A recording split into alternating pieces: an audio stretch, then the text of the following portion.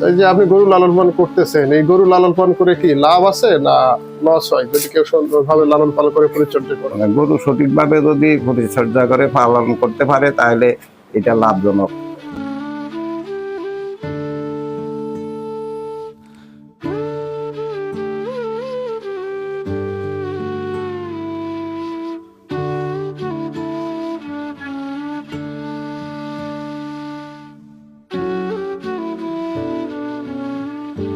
কতদিন আগে শুরু করছেন?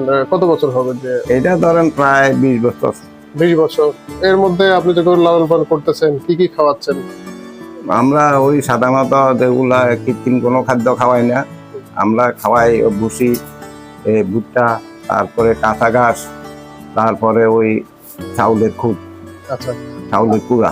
আচ্ছা, এই যে আপনার হচ্ছে গরু লালন পালন করতেছেন, এর মধ্যে কোনো অসুখ হয়েছিল? গরুর যে কোনো রোগ বা কোনো জ্বলন ফুলো বা এই জাতীয় রোগ? ওই মাঝে মধ্যে ওই গরুর ওলান একটু এই সমস্যা হয়েছিল প্রথম দিকে, আচ্ছা।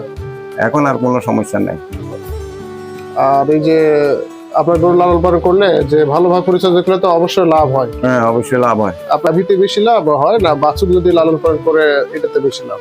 বাচ্চাটাই মানে লাভজনক, বাচ্চারা পালন করলে লাভজনক।